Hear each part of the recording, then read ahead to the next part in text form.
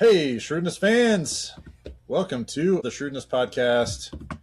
This is Prue. I'm here with Dex and Chiz, and bringing you another episode, one of the final ones for the NFL season. Next week, week and a half from now, is the Super Bowl. Crazy. Wrapping things up this year with the Patriots and the Seattle Seahawks. Which is who everybody expected to be in the Super Bowl. Everybody thought. We all called it. We all called it, except none of us called it. Right. Now, we got a fun episode. I'll throw it over to Chiz in a minute here to go through our agenda items, but I want to take a quick minute and just thank you all for joining and listening in. We appreciate your support. We're up to, I think, beyond my expectations anyway. The number of followers up well over 100 on several different platforms now. And I thought we'd max out about 8. Yeah, I only have my parents joined. I was like, that's it. Right. We only have 6 parents between us here, so. Right. No, we're really pleased with the support that we've seen from you all. This is a super fun thing for us to do. We enjoy it, and it's great that you all enjoy it too. If you haven't already, if you're one of those few that haven't subscribed yet or followed any of the socials, please do so. So join us. Join the crowd. Come on along. I would love to have you follow us and tell a friend about us. Tune in and listen each week. Football's almost over, but we'll get into baseball and other sports throughout the year. So Shrewdness goes year-round, baby. We'll cover all the sports, but we'll also cover all kinds of random crap. So there'll be some fun stuff. So if you followed us for football, we appreciate it. We'll always be good for football. That's going to be, bread and butter for us when it comes to fantasy and particularly guillotine fantasy. But we're just sports lovers, and we love to hang out and have fun, and that's why we started doing this. We just like to have fun together and talk about stuff together, and it gives us a good excuse to get together. So check us out. We're on TikTok, we're on Instagram, we are on Facebook, and we're on YouTube. You can get us on any of those channels, or you can go to our website, and you can find us there as well. So the shrewdnessbeam.ly. I had to catch myself there. I almost did the old one. Shrewdness.beam.ly. Just natural, a natural website. Flows off the tongue, but once you save it as a favorite, it's all it's good. Easy. That's right. But you can get all our content right there. Everything's linked. You can go back and watch old episodes, all that stuff. It is super handy. Very handy to have it all right there together. So check that out. All right. That's What's the agenda for the week, Chiz? Yeah, Chiz, tell us what's going on. So this is going to be a fun show because we're going to talk about the 2 championship games that were very different. We're going to recap those.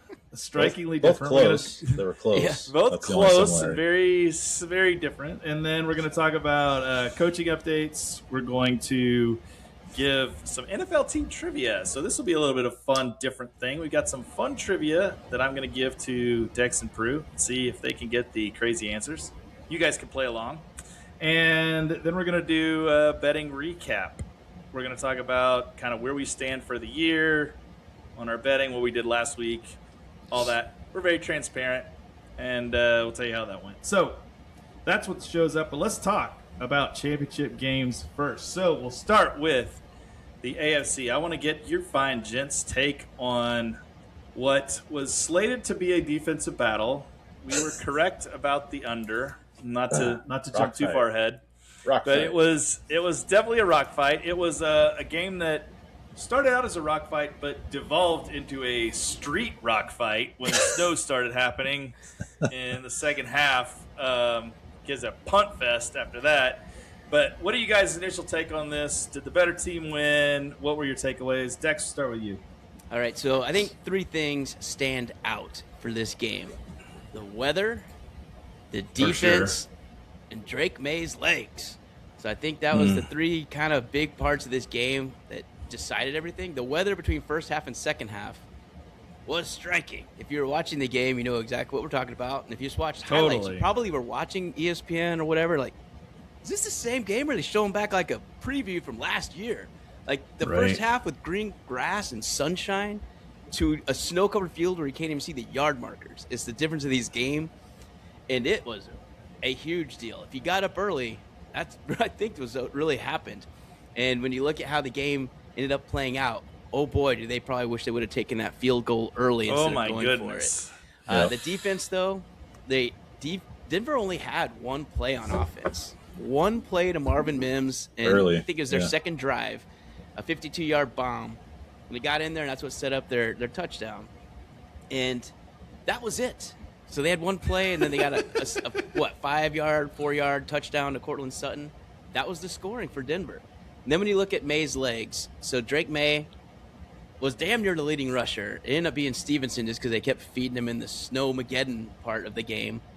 But pretty he close had to 10 being rushes. May, though. You're right. Yeah, 10 rushes 25 for, carries. I think, 65 yards. Yep. Yeah, I think that's right.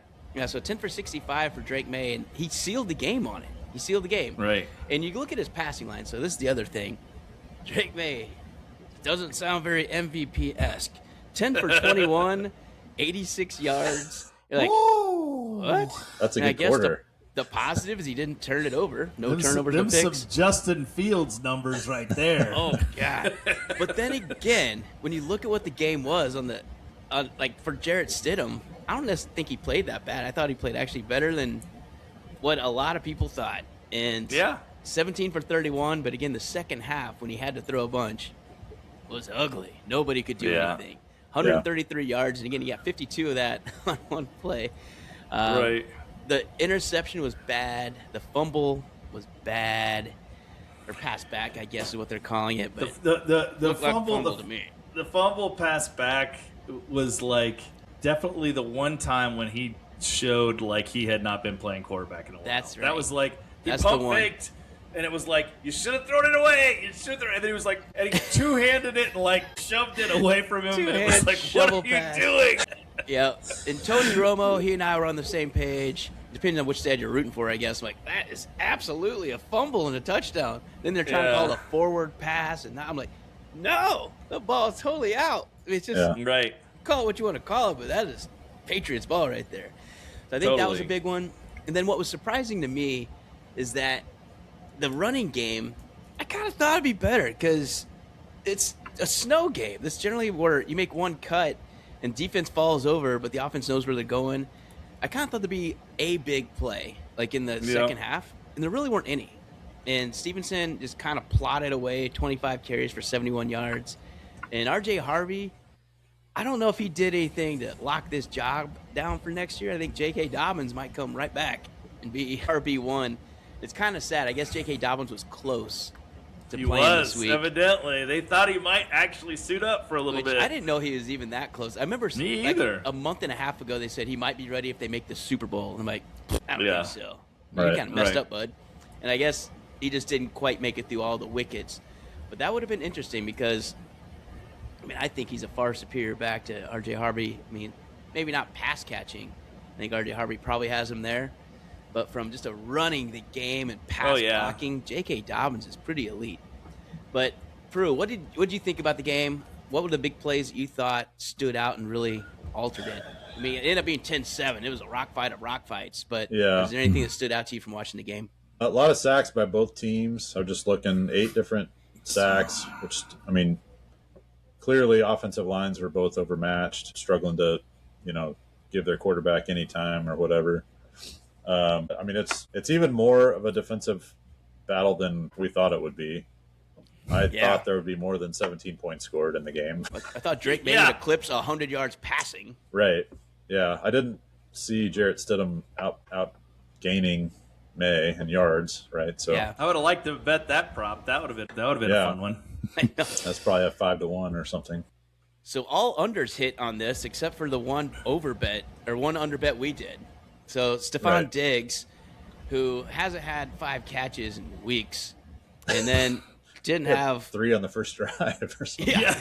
So He within had 3 8 the minutes, first minute. It felt like. he had 3, and we had the under 4.5 in this one. So it's kind of jumping ahead to our little foreshadowing, but whatever. So it's funny how every under hit except for Stephon Diggs receptions, which he had Of course. 5 that he got Man. so early and then didn't have anything in the entire second half. To show how much of a rock fight it is, yards per pass for these teams. Okay, yards per pass Under 5. for the Broncos, 3.0 yards per pass. For the Patriots, 2.5 yards per pass. This made Alex Smith smile. The checkdowns that were happening in this game, it was like Like, no one dared throw the ball down the field. Yeah. Right. Except the one play. After that, that first half with the different weather, that was a different story. Yes. I mean, the weather did matter a lot, but here's the thing, and this is the part that I gotta say that I don't understand. We've talked about it on the show. We've texted about it during the games a lot. Coaches right now have an aversion to points. They're allergic to field Sean goals. Payton, To field goals. They won't take the 28-yard field goal. I understand the book. I understand the analytics, and I get it, like, over a large period of time, like, it makes more sense to go for it than to kick the field goal.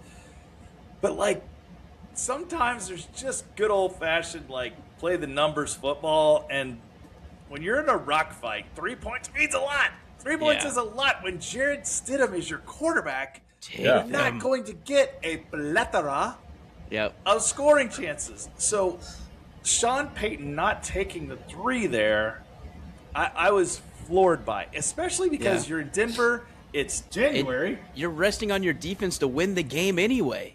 Get points when you have a chance for points. Get as many little points as you can get. If you can get one at a time, get them.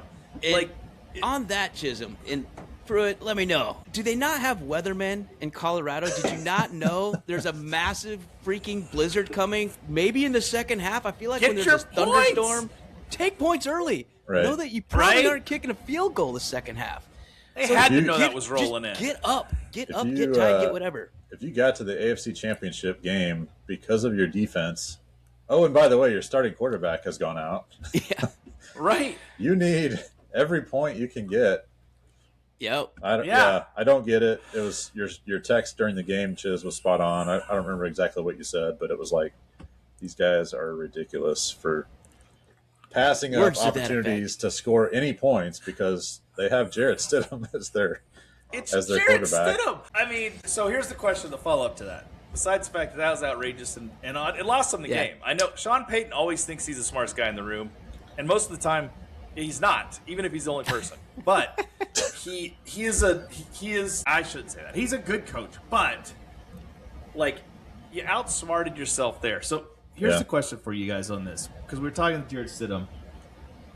Does Bo Nix win this game? That's the question I have right next. So weird. Here's where I think he could have made a difference.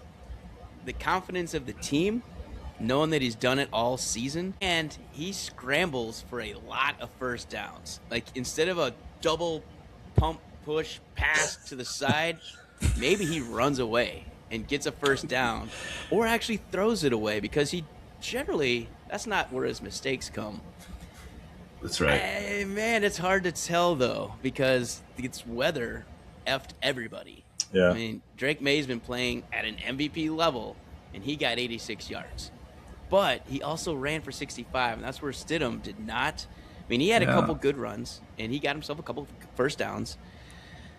It's going to be one of those what-if for Denver fans. Maybe he makes it, but then again, maybe he forces one earlier and throws a pick six, and then the game's totally over in a different direction. And so that's one's hard to tell, but you have to believe Bo Nix would have definitely impacted the game, whether positively or negatively. That is the question for a second-year quarterback. Or both, yeah. I think maybe both coaches panicked a little bit when the weather did come in, and it was like, we got to flip the script and just now it's a ground game, right? We're going to hand the ball off 25 times to Stevenson and Drake. If it's not there, run for it. Like, just keep it on the ground, keep it out of their hands. Don't turn the ball over. Don't make the big mistake, and we got a chance to win it because they have Jarrett Stidham. So if Nix is in there and the scoring is up even a little bit more, I think the game plan is altered. Would change for both teams. Where New England's still going to probably come out on top, but it would have changed the game. I know it does, because you're right, it does affect if Nick's in there and they score more than New England changes their response. At the end, the second half felt a lot like everybody collectively Schottenheimer puckered. Right? It was like, punt, we're just going to run it to the line 3 times and punt and like hope that they screw it up. It's like no one was trying to win at that point. It was just don't lose. Don't make the mistake. don't make the mistake, don't lose, and maybe something will happen on the other side. And they just kept putting it back and forth to each other. It didn't make for a thrilling TV, even though it was 10-7. And like, I love snow football, and it kind of made me sad because I was talking to my boys during it. Everybody's doing like the domes now. Like, we're not going to have snow football in a while. In a while, everything's going to be indoor zoned, and I like the elements. Yeah. On the flip side of that, I did hear some commentary. I don't agree with this, but maybe you guys might. That said, these teams play all these games, and to have a championship game determined by weather seems unfair. Stop it. Like, the entire... Come on. The Chiefs and I was played like a dude froze to death last year in Arrowhead. I know. I guess his thought was the game should be played in ideal neutral conditions so that you could see who the real best team is. They call that the Super Bowl. Get that. It's not football, though, to me. Yeah. That's part of it, right? It is. Like, the best teams got to adapt to all scenarios. Right. If you're only a dome team, if you're the greatest show on turf, but you can get destroyed on grass in one rainy day, you're not the best football team. That's right. The best football team should be able to win in all conditions. I love the conditions. I agree. think they differentiate people. I think it's more fun. As a fan, it's more fun. Yeah, it's way more fun. It's less predictable, right? When you get for sure different weather conditions and other uncontrollable factors. Yeah. And I will give one shout out to. I do have to give a shout out to Rafumble Stevenson, who carried the ball 25 times and did not fumble the ball, just to stick it to us one more time. Yeah, Fumble did not live up to his name, even in the snow. He was like, "Nope, I'm holding on to this." Yep, now, Velcro. He didn't actually run that far with the ball, but almost 3 yards a carry. He carried the ball. He didn't run the ball. Yeah, which is the equivalent of basically getting the ball at the line of scrimmage and falling forward, I think, when you're as big as Rafumble. So he basically fell forward 25 times. But he didn't fumble, so I'll give him credit. Yeah, it was something else. I'm still shockingly surprised by the lack of use of Travion Henderson. I really don't understand. It feels to me, and I don't want to get into Super Bowl preview, but we'll talk about this next week. But it feels to me like if they're going to have any shot, they sure as hell better get the ball to somebody who could run fast. And he's like one of the few guys on the team that can run fast. I don't understand why they're never getting him the ball. Something's weird there. Yeah. But again, must be a trust thing either on the pass protection or something else. It just doesn't allow him. It's got to be, right? I can't imagine. What's funny, if it's not ball security, Rafumble lost 7 fumbles this year, I think. Pretty sure they said on the broadcast, and maybe nothing in the last 2 weeks. But boy, you got a loaf of bread in there for a dude that's lost that many. Totally. In a silly game, I'm like, is Travion that much worse? You don't trust him to hang on and run into a pile? They gave him 3 carries, and they didn't throw in the ball once. They didn't target him once out of the backfield, which I'm like, that's crazy town to me. Right. Like, you get that guy in space, that's what you want to do. Yep. But Vrabel's not known as an offensive coach, to be clear. So he's definitely a fundamental defense. But he also showed up in New England in year 1, took him to the Super Bowl. You got to give him props. That's awesome. You got to give him props. Well, anything else on this one, boys? Or should we go to the Let's go to the fun game. Thrilling fun game, the NFC Championship, which happened later that night. So we were all coming off of a ho-hum AFC Championship. It was close, but it was boring. We got to be honest. And we were super excited for a matchup that has been really good 2 previous times this year. So 2 really good games, 2 really close games. This was at Seattle. There was it was typical Seattle, but it wasn't like super cold or anything. It wasn't typical. Yeah, for Seattle. It was I guess sunny and nice in January, and having lived there for a couple years, I don't remember ever seeing the sun in January. It's never, Specifically, not more than like a light cloud instead of a dark cloud. Right. I mean, that was the difference of a sunny day and a cloudy day. We got a light cloud today. Exactly. It was unseasonably nice weather, and all the points were held for this game, evidently, because we had a score fest. A lot of big names in this game, a lot of stars, and you had one side led by the MVP favorite, Matt Stafford. You had one side led by a guy who I keep waiting to pumpkin, but he hasn't just yet. Not doing Sam it, Chisholm. Darnold. And what do you guys think after watching this one? What stuck out to you about this game? Prue. I thought, both teams were qualified to be there, right? You could tell why they were in that These are position. good teams. Really Yes. good teams, very well-rounded. Both had good defenses. They did put up a lot of points, but because both have good offensive minds, coaching them and calling plays and so forth. And it was a slugfest, back and forth pretty much the whole game. And LA got down for a while, but came roaring back and made a game out of it. Yeah. It was fun. Again, the 3 takeaways for this one, the stars came out, like you said, Chisholm, the quarterbacks and the wideouts. The ones who've been studs all year remain studs. It was all defense in the fourth quarter. So, the calling card for Seattle definitely did it. They are what won the game, that defense. At the end, they gave up 27 points. For sure. Well, it didn't look very good.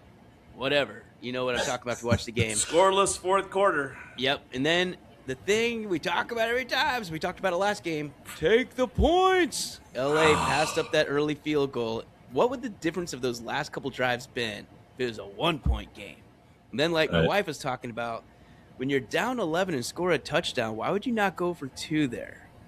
Right. That was odd. Yeah. If you miss it, you're down 12. So what? It's still 2 scores, right? But you had a chance to go 2 and then make it a field goal. And that would have changed things. If you're only down 3 instead of 4, they could have done instead of fourth down and what was it, 4th and 4 on the Seattle 6, 5 minutes to go. It's a wholly different game. Totally different game, different decisions, everything else. So those are the 3 things that stood out. But when you look at the lines, Puka Nacua, 9 for 165 and a touchdown. Woo! And again, I think he threw up almost 200 or did 200 last game. 225 last game. Do you think that's not going to happen again? Yeah. Just kidding, man. He got 400 yards in 2 games against him. The last 2 games. That's insane. That's crazy. And then Jackson Smith and Jigba showed why he just coming out party. And then in the biggest game of his career, 10 catches, 153 and a touchdown. And he's their only receiving threat. It's only him. And the fact he still got that, they're funneling defense towards him. And McVay he knows what he's doing. Krishula knows what he's doing. That was amazing to me. And the other one that stood out, it's kind of a sad part, Devontae Adams, 4 for 89 with a touchdown. No Super Bowl appearances. I didn't know he wasn't on the Green Bay team that went. Right. Nope. He's been to 4 NFC Championship games and lost all of them. You kind of this may have been the last chance for that guy to make a Super Bowl. And dude is way too good to have never made a Super Bowl. And Randy Moss only made 1, and that was when he went to New England with Tom Brady and set all the records that season. In the perfect season, except the helmet catch to David Tyree. But regardless, I thought it was kind of a sad thing. Good for Cooper Kupp on the other side, going against your team that let you go because you couldn't stay healthy. He got the kind of the clinching touchdown. So 4 catches, 36 yards, and a touchdown. That was huge. So I think that was kind of the stuff that stood out. He also had that key first down at the very end of the game. Huge. Yes, he did. That was maybe it was a first down, maybe it wasn't, but he had enough effort in it to earn a first down there. No, That's absolutely. Like, that was twisting really and impressive. Diving and whatever. I was also impressed with Kenneth Walker. Yeah. I thought he had a couple runs where he looked like he had a little fresh spring in his step, and he didn't have his sidekick this game, and won't have him next week either. But he carried the load for sure. He definitely has a burst, and he's interesting. The knock on him is he takes too many negative yard runs, but he's fun to watch for sure. Yeah. Well, I look at it. 2 things that I saw. The quarterback play between both was outstanding. It's 67% completion combined for both of them. Darnold 25 for 36 and Stafford 22 for 35. They both threw for 350 yards and 3 touchdowns, no interceptions. Great quarterback play. And you talked about those wide receivers. This just shows there's only, and honestly, it might be 3 or 4 wideouts in the NFL at any given time that are at this level that you truly just can't cover. Everyone knew Smith and Jigba was the target. Everyone knows Pakua is the target. And it doesn't matter. I was watching and you can't cover them. They're so quick. They're so good at their routes. They also put them in such good hands. Unique situations, so they come out of the backfield a lot, which is I mean, they get to free reign, a free run, and Puka Nacua does so many routes that go from the backfield through the middle like a running back. It's very strange. I saw a clip on that today, actually, that was, slow-mo and kind of breaking the play down, and it was the Njigba touchdown where he comes out of the backfield, and they're like, this is the brilliant minds that are organizing and, dreaming up the offense in the NFL these days. It's like anytime there's a player in the backfield, and this guy goes in motion, you see that the corner's going to cover him, so he's going to lay off unless the receiver, like in this case, it was Cooper Kupp making contact just enough to kind of pull the D-back over with him to the corner, which leaves room over the top for Njigba to run a corner route. I mean, it's a brilliant play design, and with the pre-snap motions and stuff that every team does now, they see what the safeties are doing. Yeah, it's a science for sure, and great offensive minds can score 27 points against a number one defense. Yeah, that's Pruitt. That's a great point, and it's so true, and it's why guys like Andy Reid do so well, because they are so intent on studying the film and the tendencies that they find that little stuff that gives them the edge, and they wait and they wait and they wait, and they're like, this is the time, call the play, this is the time I'm going to exploit it, and sure enough, they get a touchdown when they need it. And so, but when you have those two guys, I don't know what you do. I mean, it's rare you see guys that are that elite, and it won't be for long. There's very few that you get, Cooper Jerry Kupp Rice's that way. that you get. Yeah. That can do it for 15 years. That's not usually. You get a 2-3 year window with these receivers where they're just uncoverable, and then it's then they're pretty good. But Devontae Adams was uncoverable for a while. Yep. Now he's pretty good. So, but in Njigba, I kept saying why are they not covering him? Yeah. And then I would watch the replay and I'd be like, oh, they're trying. Yeah, he was. They're trying to cover him. But when you make one-handed catches on the sideline, was that not when you ridiculous? go across the middle and Cam Curl knocks you out, would have been targeting in college. And he comes up, just points the first down. Right. What do you do? It's God dang, we did cover him. We did hit him. We did all these things. Right. We had two people on him. We were high and low, left and right. And on both these guys, they stood out. They stood out and showed why they are the game's premier wide receivers. They did. And again, when they're getting covered and they still do it, it's just a big F you. I know you want to stop me, but you can't. Right. You can't. And both, like you said, both quarterbacks exploited that. Oh. Right. They're like, there's my weapon. I'm going to throw it to him 15 times or 12 times or whatever it was. And so good. More often than not, they're going to make the play, get it close. Together, they were 19 catches, 318 yards receiving, and 2 touchdowns. Yeah. Yeah. Come on, man. You can't get much better than that. That's just fun to watch. It was super fun to watch. Difference in the game was third down conversions. Seattle was 7 of 13, so a little over 50%. The Rams were 1 of 8. Oh, wow. Which, if you watch the game, you probably wouldn't have noticed that. You're kind of I didn't think about that much. But they just really struggled on third down. Now, they were getting first downs on second down a lot, so they had less third downs. But when they got in those crucial situations, they couldn't find a way to convert, and that really ended up hurting them a lot. They actually had more yards per play than the Seahawks. Seahawks defense is their calling card. They got a lot of points scored on them, but you're going against Matthew Stafford, MVP, Puka Nacua, Devontae Adams, Kyren Williams. These are great players you're going against. So it's to be expected. And Darnold, to his credit, stood up and he made the plays. God, he made some throws. He made a couple runs. That was actually what they were highlighting in the clip I saw, or that I was mentioning earlier. They were like, this is not a play that Sam Darnold made 2 years ago. No. Even last year. No. Right? Don't remind me, Pruitt. I know. I fully recall what he looked like last year. But that's what they were saying. Well, all year. I mean, he looked fine for Minnesota for most of the year, but they're like, you can just tell he's matured. He's seeing things like this, And I'm not sure if he changed the play on that Njigba touchdown, but they made a couple of examples where, he got to the line, sees what the defense is doing, he makes the adjustment like all quarterbacks do. Yeah. But then he makes the play too. He makes the throw. That's right. And it does go to show he's a leader. How difficult it is to evaluate quarterback talent in the NFL because, the Jets kicked him to the curb. The Vikings said, thanks, but no thanks. And then he goes to the Seahawks. And it shows how important the system is, number one. Well, he had Carolina and San Francisco in the middle, too. So at Carolina, him and Baker both got booted to not be good quarterbacks, and both went on to be all pros the next season. That was a little bizarre. Yeah, and then goes to the Niners, and you get to sit behind Shanahan, which we love. He's a great coach, and he knows what he's doing. Then you go to Kevin O'Connell, Minnesota. He knows what he's doing. So he really got fortunate places to be to learn from two phenomenal coaches.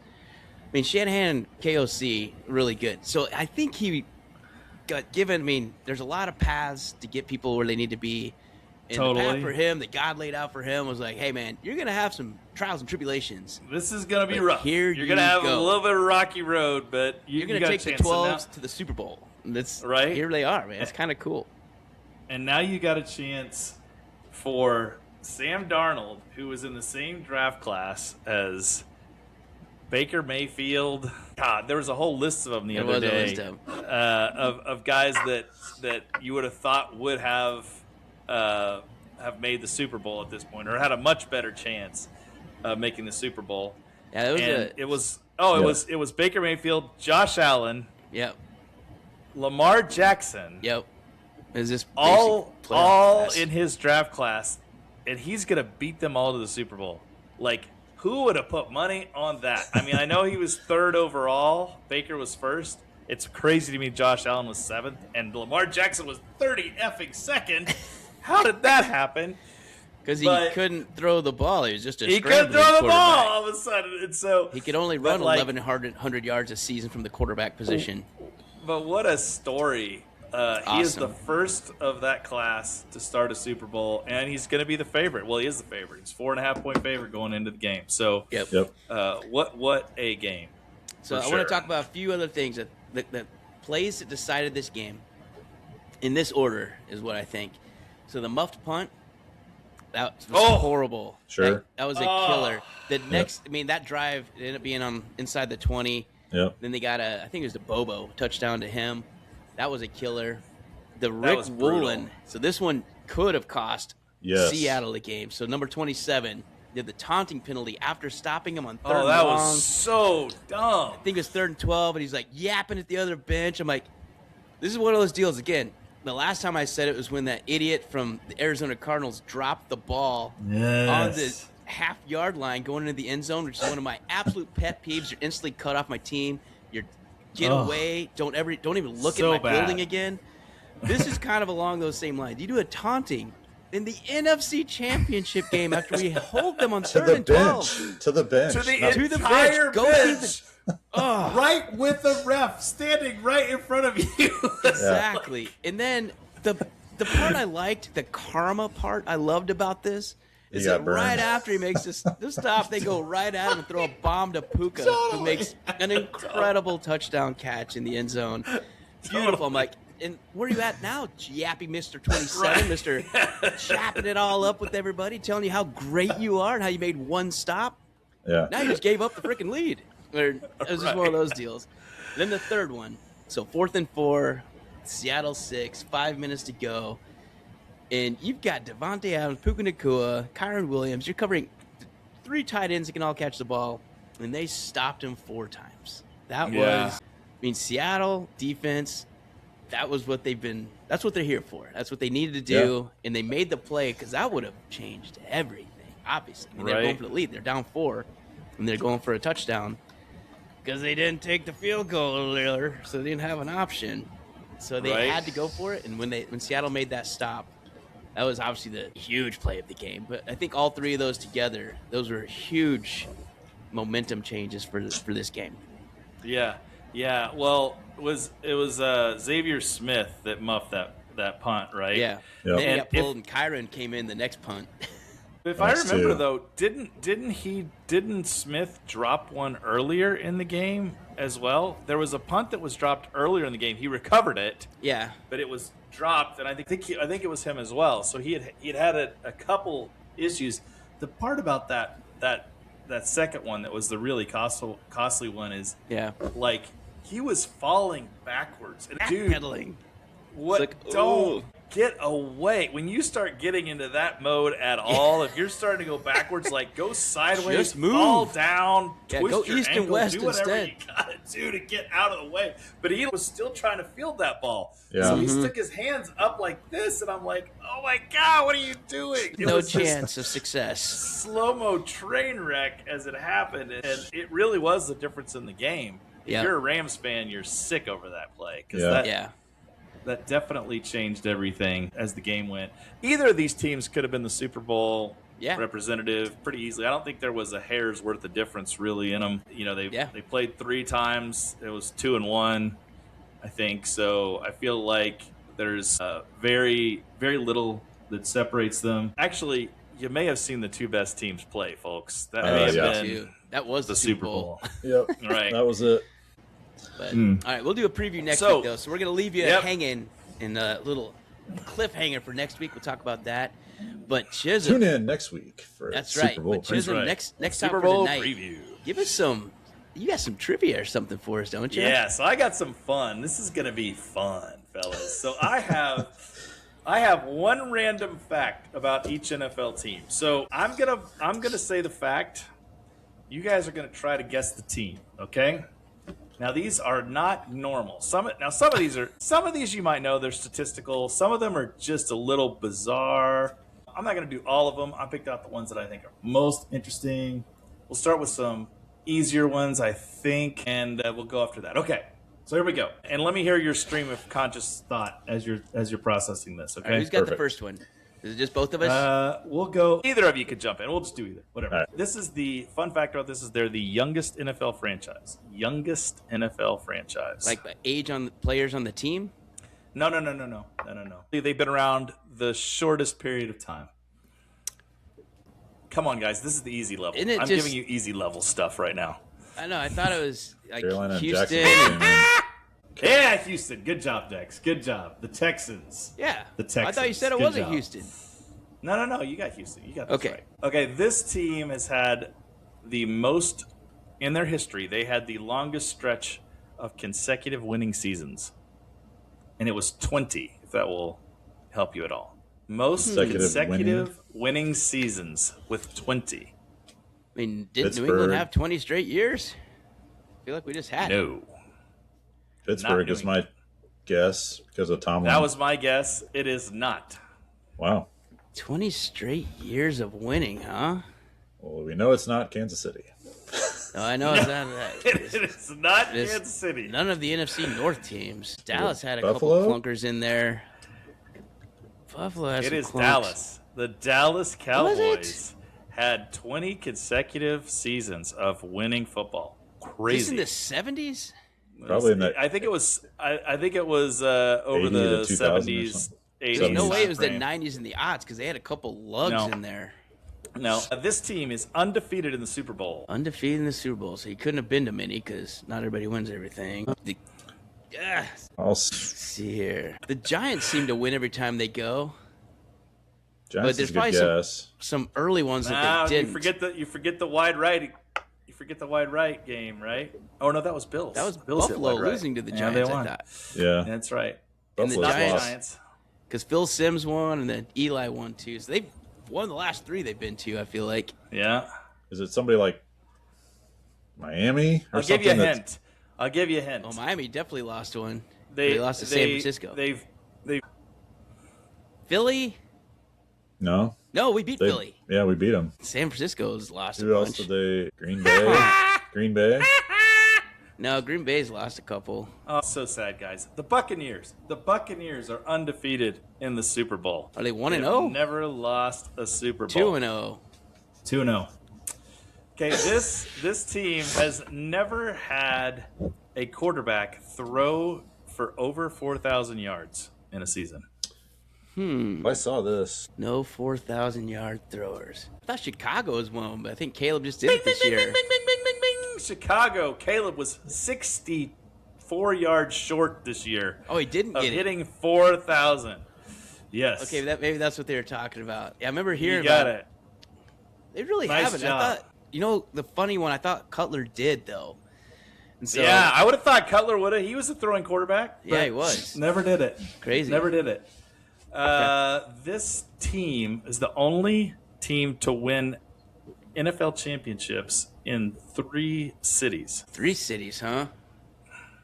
NFL championships? You said? Well, just says championships. Championships. Only team to win championships in 3 cities. Trying to think. It's not The franchise they had to move. moved. So it had to be Indy. probably the Raiders, right? Oakland, Not the Raiders, but we're warm. Los Angeles. Chargers. So maybe the Rams in St. Louis and LA. Rams. Yeah, it'd be the Rams. The Rams. The Rams are the only team to win in 3 different cities. The only team to play in an AFC and an NFC championship game. Someone switched leagues. That's gotta be.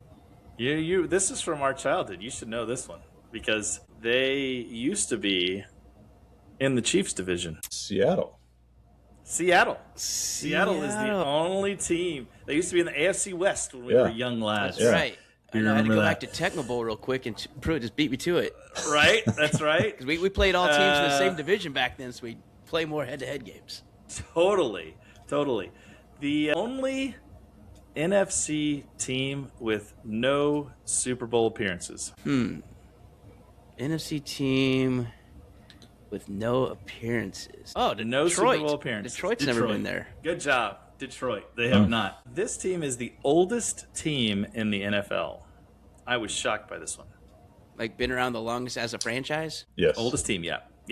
So it's either Bears or Packers, I thought. Packers Unless is I'm- my first thought, but Nope. beyond Well, that, it's probably an East Coast team. Everything like- started in the East Coast. You're Is not that like going to the- get it. the Giants. The Baltimore Colts, and then it turned into the Indianapolis Colts. Cardinals. What? The Cardinals started in Chicago, and they Really? have been around ever since. They're the oldest team in the NFL. The Cardinals. And now they're in the Arizona. worst run Who team did in they- the Right? NFL. Who'd they play his first Man. few years? Right? Who did they play those for? That's a great question. Okay, here's a fun one. This team has 4 Super Bowl appearances and no wins. Gotta be the Buffalo. Vikings. Yeah, Buffalo went to 4 in a row and lost all 4. that's for the Vikings. That's for the Vikings. Vikings 4 Super Bowl appearances, no wins. What? Buffalo went to 4 in a row. They right? went to And 4 lost. in a row, but I think they've been to more in the past. So they've lost more than, and they've won one. Did Did they? they win one? I don't know if they won one. I or don't not. know. But I Read it. definitely Buffalo know the may be Vikings. Buffalo. You know what? Buffalo may be the same. It might be the same thing. They may Yeah, be. read your question again. Yeah, you're right. Maybe 4 we're both right. 4 Super Bowl appearances. They might both be right, actually. Okay. They might both be right. Just Chisholm doesn't even have the answers in front of him. Yeah, I'm just He's making it up this for you up guys. as he goes. Just making it up. You guys are buying all of it so far. Oldest U.S. professional team with 0 championships. The oldest U.S. professional team with 0 championships. Across all sports? Across everything. Oldest with nothing. Nothing. Did Cleveland Indians It's- ever win? Or is that just... I thought they did They've- finally. They did. They won. That's They've where I was won- going to, Dex. I was like, Detroit Tigers, Cleveland Indians. Remember, we're talking about NFL teams here, so that's one hint. Well, I said Well, you across all said- sports. Yeah. Yes, it's still across all sports. However, we are talking about NFL Okay. teams. So it is an NFL team. But So the Indians is wrong. I'll go So ahead they- and say the Indians is wrong. so you said, so basically an NFL team that has no championships.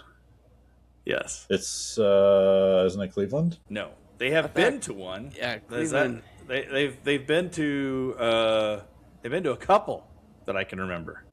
Arizona, I can't remember, or the Cardinals, unless it's like when they were the Chicago Cardinals. I don't know if they've ever won. The Atlanta Falcons.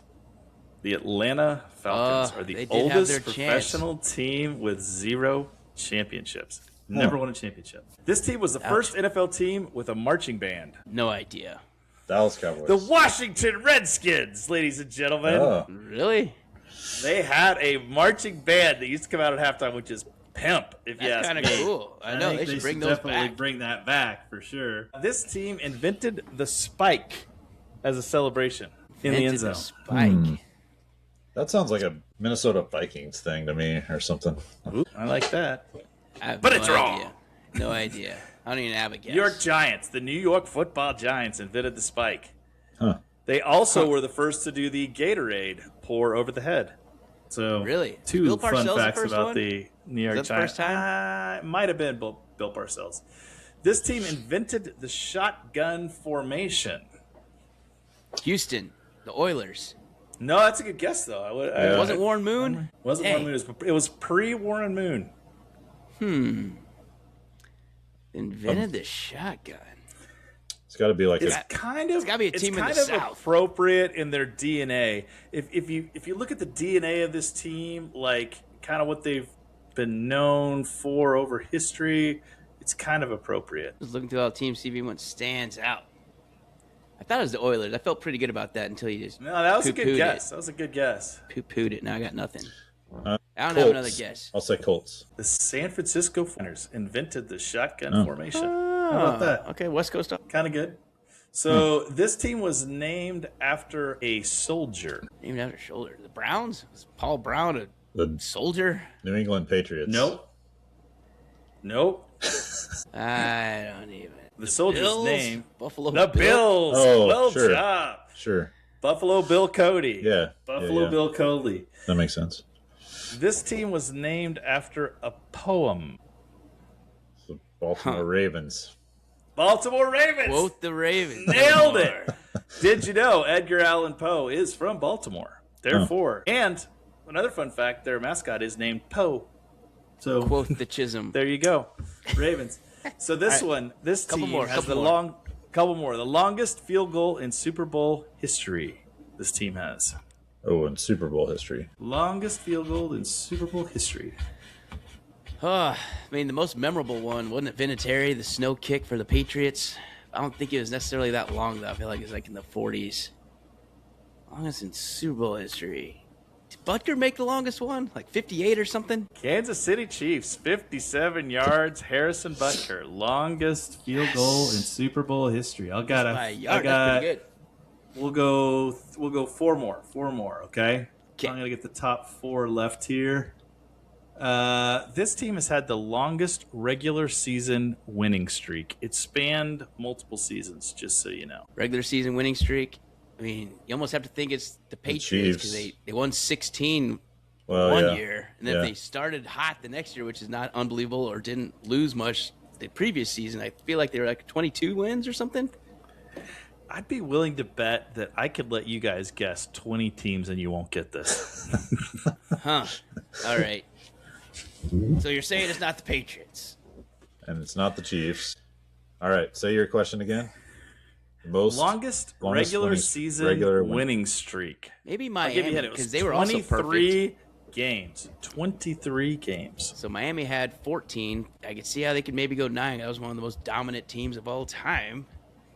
I'm going to go with Miami if it's not New England. I thought it was New England for sure, though. Indianapolis Colts. The Indianapolis Colts had the longest regular season winning streak. 23 regular season winnings in a row. Was that a I think they went Peyton 15-0 Manning? to start one season. They went 15-1, and then they must have won the Yeah. last Into 8 the last year one. before. Yeah, Yeah. that's right. This team Wow. does not retire jersey numbers. Huh. Got a guess? They are in The- the AFC West. Doesn't retire jersey numbers. It's got to be the The Raiders? Raiders. Raiders, you cannot have a retired jersey if you are with the Raiders. They don't do it. Huh. Last two. The longest active playoff drought. Just making the playoffs. Just making it. Let's see here. Just a cup of coffee in the playoffs. Let me just take a quick look. They would absolutely love to just see the playoffs. Cleveland or the Jets? Jets? I feel like the Jets haven't been there in a very long time. The Jets. They're the longest. Okay. And then the final one. Well, Cleveland was there a couple of years ago because Stefanski won the Coach of the Year. That's right. 3 seasons ago. Baker Mayfield. Mayfield season. So last one, the most Super Bowl appearances. I think it's New England because they went to so damn many. Appropriately, 11 and about to be 12. Yeah. The New England Patriots. They're also tied for the most Super Bowl wins and most Super Bowl losses. 6 wins and 5 losses. So they have most wins, most losses, and most Super Bowl appearances. So that is NFL trivia. Fun. Ooh. You have a favorite there? Nice. Anyone? Any favorite there out of those factoids that you got? They are all a little bit different. They definitely aren't easily scoopable out of thin air for a few of those. Absolutely I think there's some jukers. I forgot how dominant Peyton Manning's Colts were.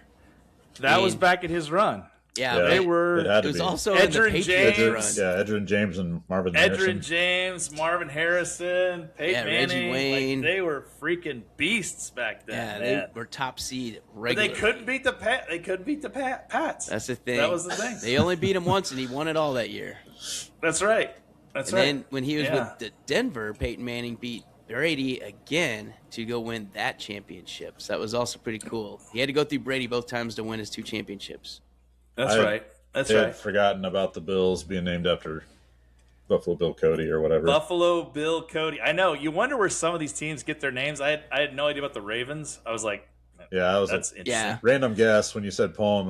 That just popped in my head. But that one. Well, the Browns is kind of one of the laziest ones ever. I'm Paul Brown. Well, that's funny. That's their fun fact. The ones I didn't do were named after their first coach, Paul Brown. Yeah. Only team with an undefeated season. Everybody knows that's the Dolphins.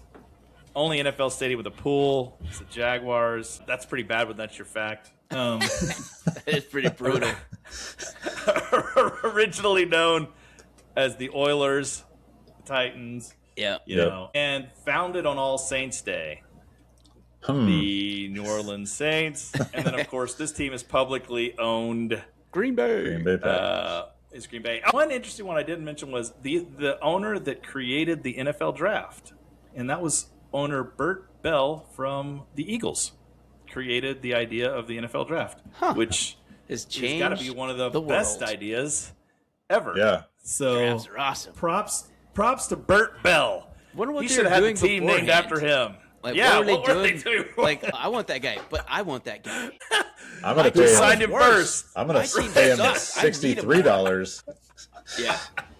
That's awesome. I'll give you $74 a game, you see? And a cup of the whiskey, the finest. Right from the stills.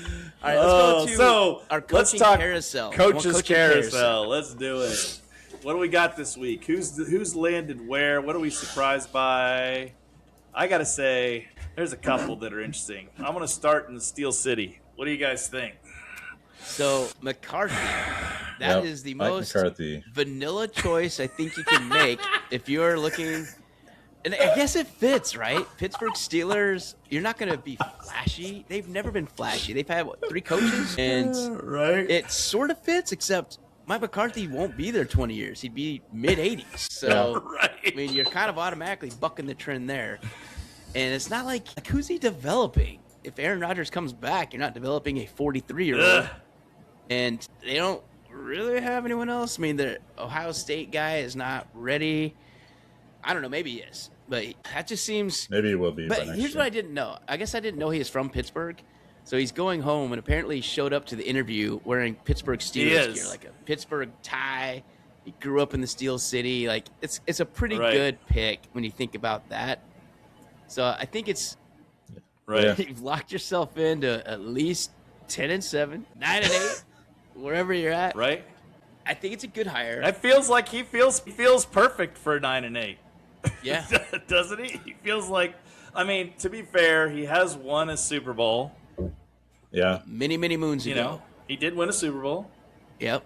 True story. And the Dallas Cowboys has some he good coached offenses. Aaron Rodgers. Yep. But the Dallas Cowboys team was pretty good when he was there. So I think there might be a little more upside. I don't know. I mean, Tomlin's not a bad coach. The fact that he did as much as he did with utter crap each and every year for 2 decades, and he's been working with Mason Rudolphs, he's been working with Pickett, Yeah. He's been working with Not a lot. Russell Wilson, Justin Fields, the total twilight of career Aaron Rodgers, and he takes all those teams to the playoffs. So Right. Tomlin really is an incredible coach when you get down to it. And to be able to fire people up for 2 decades, that's something. So McCarthy, Right. he's filling big shoes, but I think almost it's a smart idea to bring someone with the much tenure and kind of background that McCarthy has. It's a pretty smart hire for Pittsburgh, I think. Yeah. How about you, Prue? What do you think? It struck me as a little odd. I didn't know the Pittsburgh story. I hadn't read that much about it yet. So I don't know. I guess it's fine. I didn't feel like it was now we can finally, go back to the Super Bowl. Right. Let's do this thing. I don't know. I didn't get super excited about it or anything when I heard the news, but it's fine. He'll do fine. He does have a lot of experience, and it'll be a competitive team. I think appropriate. The word was appropriate. Dex vanilla. Yeah. Okay. So, it's not. You're not going to be like, that's horrible.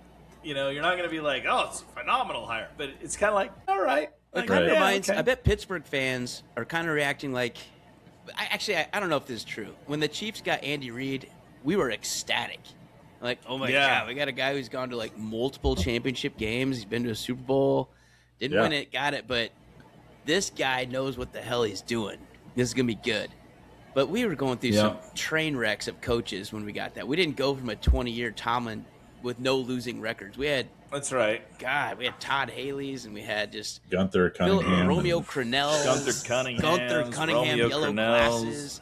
So when you're going from that to Andy Reid, that's a little bit different than going from Mike Tomlin to Mike McCarthy.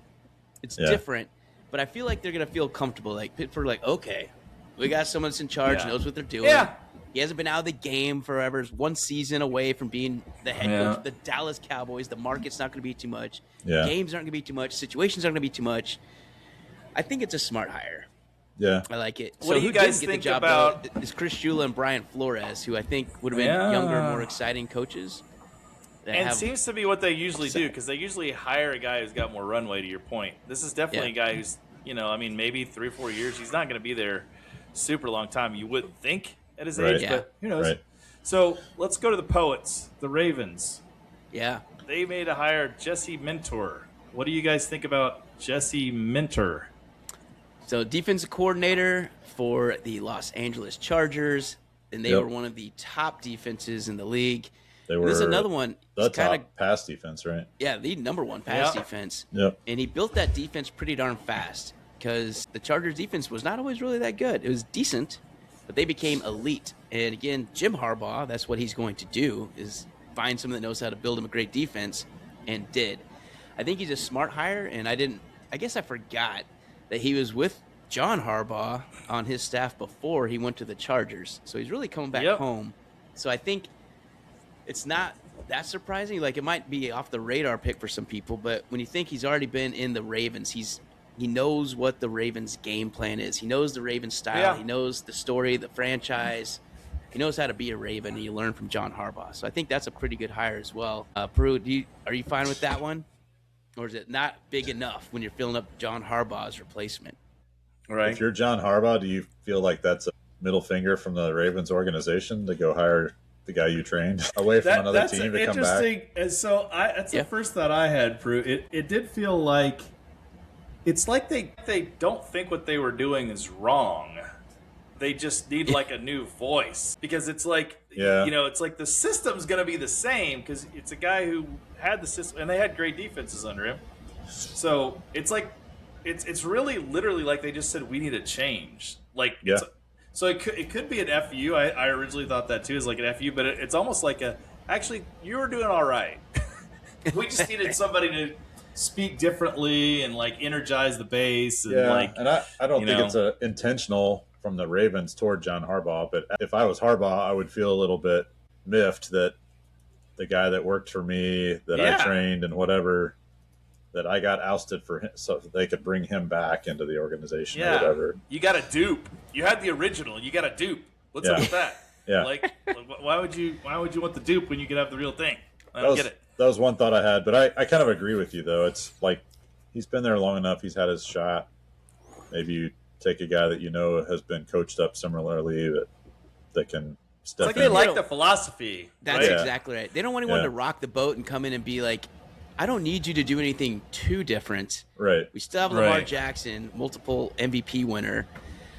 We don't need to do much. The defense, it got better the second half because we were ripping on that. Yeah, Ravens it was defense way in the better beginning. the second It was half. horrible. But second Yeah. half, they became a playoff team, which weird. They started winning when you start making stops and not giving up 35 points a game. And when that Right. came through, I think they're thinking if they can start that way. And I think the offensive coordinator hire, I don't think they've done it yet. But regardless, I don't that's think going they to be have a either. key position for this team is how do you get the most out of Lamar and kind of help him out. And then better keep drafting linemen. That's right. pretty darn important. Yep. But let's go to another So- team, though. I like one of these, Chiz. I want to get your take Yeah. on it. So Atlanta, this is one of the teams we thought had a Yeah. lot of talent, and we thought they'd win their division this year. And they had a legitimate shot to go pretty deep with the talent they have. They got Kevin Stefanski, who has got to be happy as all get out to be leaving that Cleveland shish kebab show, even though he won Coach of the Year there once. And the fact Right. he survived that long, he probably should have won another just by existing and making it through all that junk, because that was a carousel and a half. But going to Atlanta, a team that now we know has never won an NFL championship, what do you think about that hire?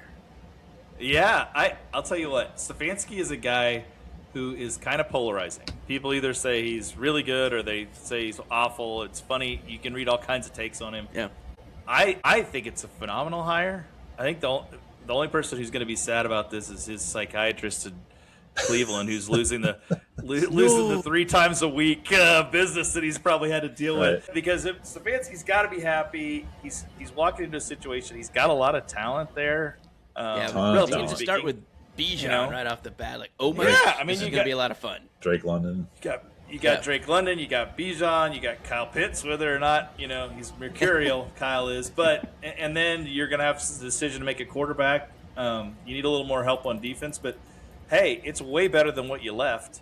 And there's I think he's going into where the expectations aren't phenomenal. It's not like they expect him to go and win the division right out of the gate. So I love it. I think he's a guy who's dealt with chaos. He's had to deal with the worst chaos you could deal with, and he builds good systems. I like it. I think it's a good hire. What do you think, Brew? No, I totally agree. I think he's, the expectation might not be to win their division, but he's got a shot at it.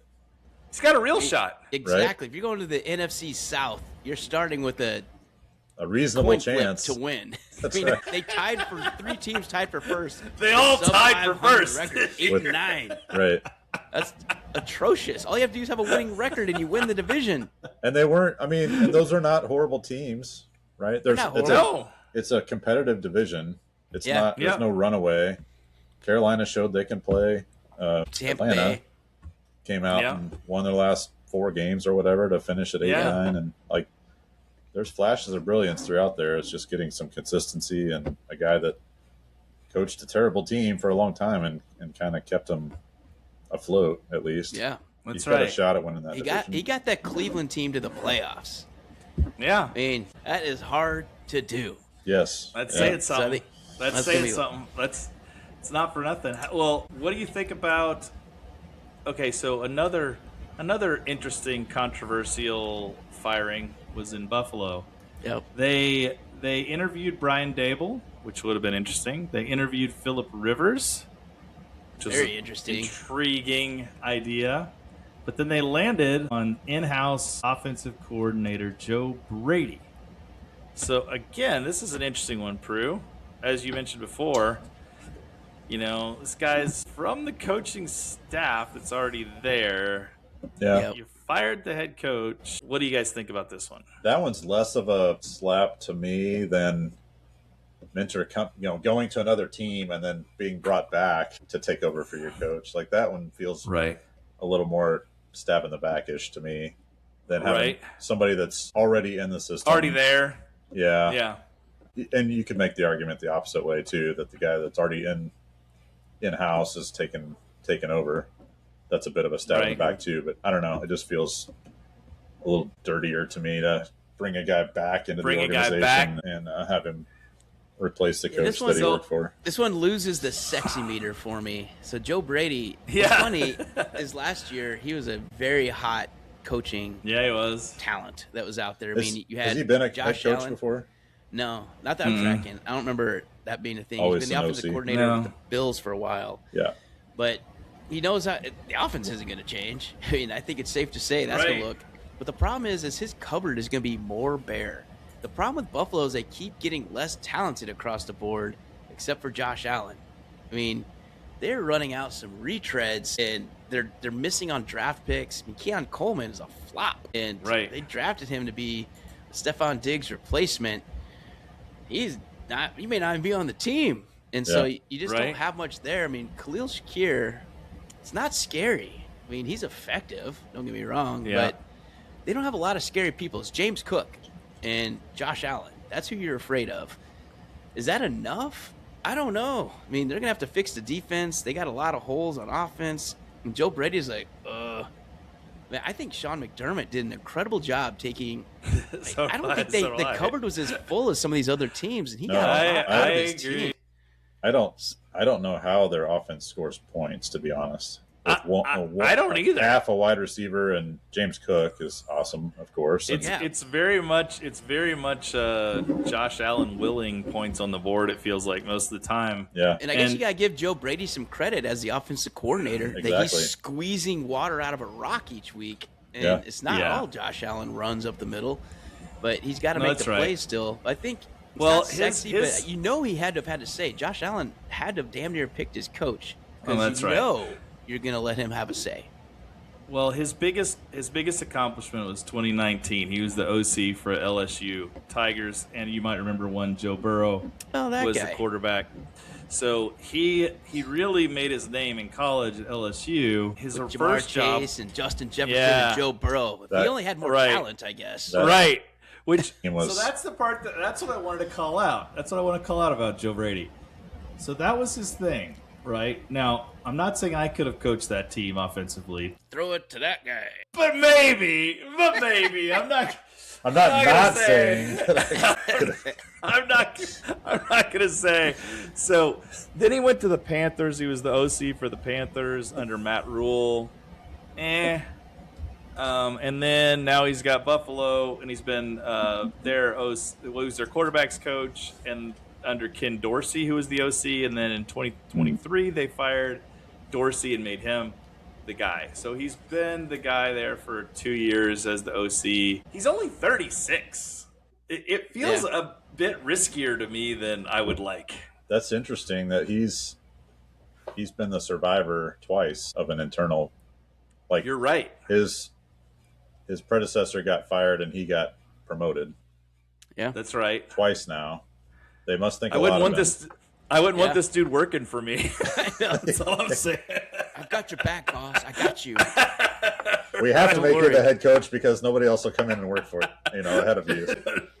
Totally. This dude's the Grim Reaper, man. If he's working for you, you're gone. Yeah. I mean, that is something else. But interesting. The last one, Dex, I wanted your thought on is Jeff Hafley. Yeah. So Miami. So this, Mike McDaniel, super sexy, trendy, offensive funny, guru, offensive genius, kind of fit Miami, and now Jeff Hafley. What do we think about Jeff Hafley? So Green Bay's defensive coordinator, and Green Bay did have a very good defense this year, better with Micah Parsons. And frankly, if they would have had Micah Parsons, they might have continued to be playing. The games they lost, there's a couple plays they didn't make on defense. Yeah. But that being said, what I find interesting is that Miami's gone with a defensive mindset at head coach, which huge is shift. It's a fresh look for a Miami team that's been all offense and all bells and whistles and the fastest team in the league. It's not far-fetched to think that this draft's going to look a little bit different, Miami fans. You got a defensive head coach like, I don't need a 4-3-3 guy anymore. I need a 4-4 linebacker. Going to truck that 4-3 guy. So I think you're going to see a shift in philosophy, and it can't be worse. I mean, what's been working in Miami, at least for one season, it didn't work this year. Flipped back because it was Brian Flores, who's another and they were successful defensive coach. Yeah. And they went to McDaniel, and now they're back to a defensive-minded coach. Yeah, so I don't think it's a bad hire. I don't think we know too much about him, but as far as he was one of those with a lot of buzz about him. I don't know. Would they have waited for Shula or Kubiak if they could have waited? I don't know. But they decided to pull the trigger and say, I'm taking this guy now. So there must have been something they liked about him. Yeah. I think it's good. Someone that's not as sexy, I want to go to Tennessee and get your take on this one, Chisholm, is Robert Saleh. So former Jets head coach, and then went to be the defensive coordinator for San Francisco. All accounts did a great job with just Band-Aids and duct tape to keep that defense rolling, and he still got them into the second round of the playoffs. What do you think about Robert Saleh going back to Tennessee? Or not back, going to Tennessee. I love it. I love Robert Saleh. I think he kind of got a raw deal in New York when he was there. I feel like that wasn't really a fair setup to have. Like, there was just so much crap going on when he was there. He fielded competitive teams then. He's always had a really good defensive mindset. I love the idea of building that defense in Tennessee. Yeah, it'd be tough. I think that's the way they need to win there. Yep. And so I think it's a good hire. And I'm shocked. We were just talking about before they brought in Brian Dable as the OC, which I love. So it's gonna be you got good. a guy whose brain is defense, and he's smart enough to realize he needs a guy who's like, and I think he will. I think he'll hand the offense over to Dable and be like, you do the offense. Yep. I'm going to do the defense, and then have a coordinator that helps me put that vision together. And I think and you guys back me on this, but when you get that second opportunity to be a head coach, it almost always goes better. Because especially if your first was in New York and that buzzsaw of a media show. And you get to go to now Nashville, and you're going to be going into a new stadium. And Cam Ward, like we talked about in the preview, we like that kid's work ethic. He's got a lot of talent. The wideouts he's going to be working with, so A.O. Manor and the other dude I'm blanking on right this second. Yeah. They think they've got some young talent that can do a lot of good things. And so Dable is going to, I think, a great fit. Like, he was the one that was in the running for multiple of these jobs. I think he interviewed for Pittsburgh for sure. I don't know who else officially, but I know he was one of the hot coaching ones out there. Even though he didn't have the best year in the Giants, obviously. But he was coach of the year 2 years ago. Went to the playoffs with the Daniel Jones. It wasn't that good. And good enough, I guess.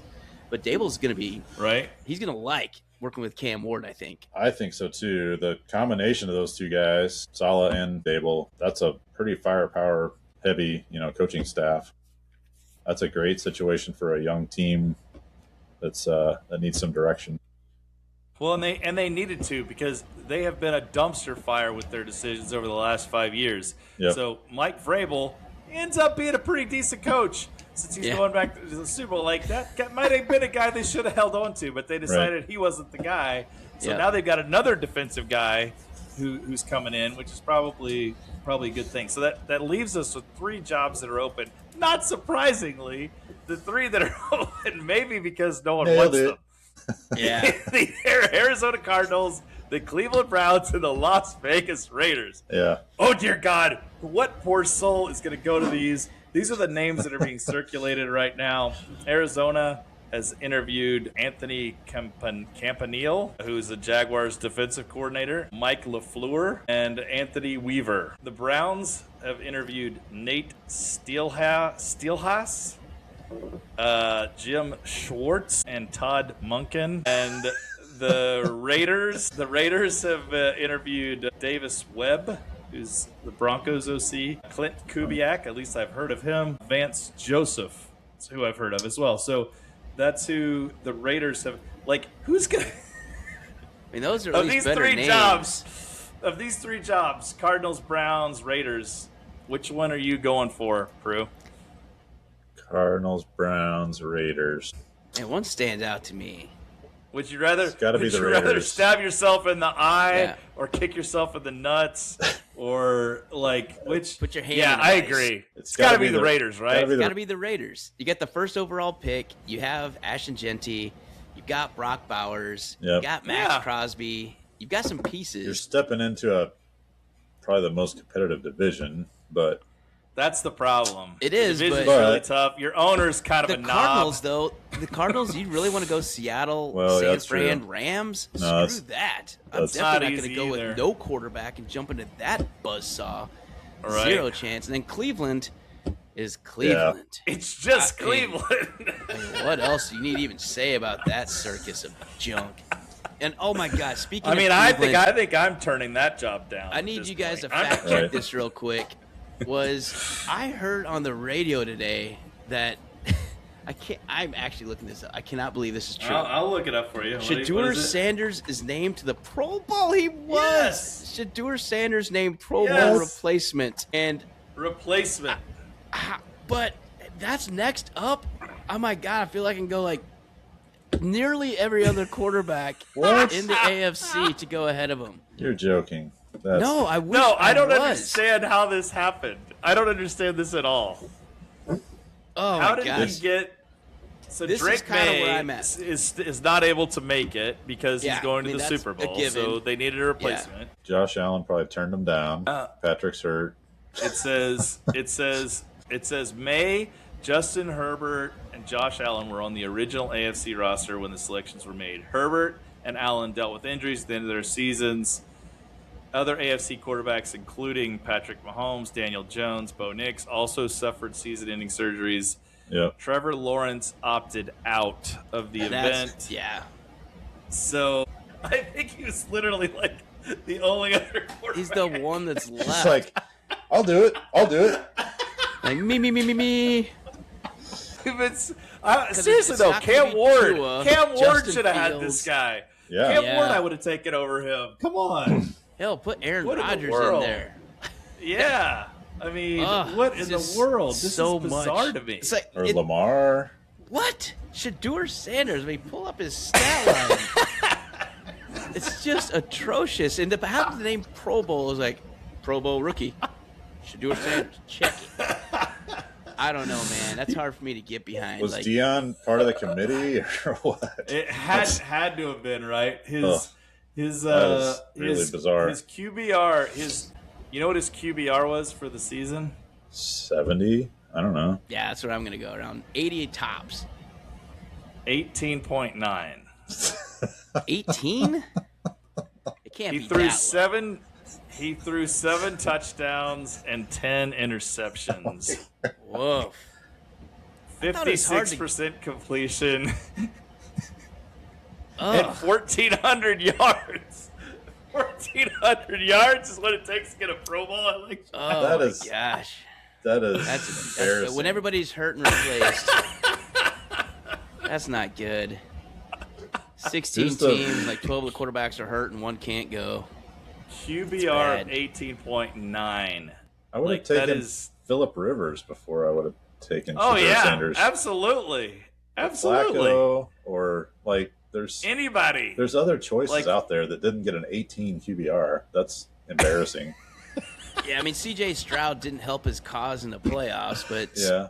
Davis I'd take Mills Stroud over him, though. or Davis Mills. Come on. There's backups Davis out Mills there better will than put the Shedeur backup Sanders. of Houston in the I Pro Bowl put ahead Davis of him. Mills in. I bet he's got better stats than Probably, I'm sticking sure he Shedeur does. Sanders. What did he go 4-0? Yeah. I mean, like That's crazy. That is. I just wanted to hit on that. I thought I was like, Yeah. I that is. I thought I was getting pranked on the radio. I was like, well, that'd be really weird to even say. So I knew I wanted to check it out beforehand, but yeah, that's crazy. All right, so that'll wrap up for this show for this week. Shrewdness. Next week we'll be doing our Super Bowl preview. We're gonna do our awards preview, so who we think's gonna win all the awards. And frankly, given some of the odds makers by Vegas, these don't look like they're gonna be too shocking. But we'll talk about that. right. If there's And another along higher with from the our last go ahead. predictions, right? We had predictions at the beginning of the season. Oh We yeah, thought we're gonna run to over win. those and how awesome we did on those. We were Boy, we close. nailed on it. Almost. We're gonna none hit of up them. the rest of the carousel, so we'll see if anyone is brave enough to touch Cleveland, Vegas, or Arizona, and maybe it's one of the Super Bowl coaches on the staff that might take these. So they still might not have an answer. If one of those teams gets there higher, we'll talk about that, and if any of the other teams get some offensive, defensive coordinators, we'll hit up those as well. But again, follow us on the socials. We have one more island parlay to go. Oh my God, we didn't do betting. Chiz, you want to hit that real fast? Just go through kind of. Yeah, I'll do it real not. quick. I'll just say what happened this week. We went 2 for 3 in our game picks. Yep. So we did you right there. Denver, New England under. What the rock fight was true. The Rams, Seattle over. We were right on that. We missed on New England -5.5 because they just decided to not score any more points. So They missed the field goal too. And they missed the field goal went wide right that would have made it -6 and covered. So that's got us at 52% overall for the year. If you go over to our props, we had a mixed bag, but not bad over the AFC Championship weekend. We hit 50%, which puts us at 52.5% on the overall hit rate. But more importantly, the parlay is hitting at 17%, which puts you in the money significantly. 5% ahead of pace. 5% ahead of pace. So we will have more picks coming next week for the Super Bowl. All right. That wraps us up for the week. Thank you for listening. Hope you had a good time with us. We sure had a great time talking about this stuff. So while you're going through the weekend, getting ready and prepping up, just be good to yourself, be good to your family, and stay shrewd.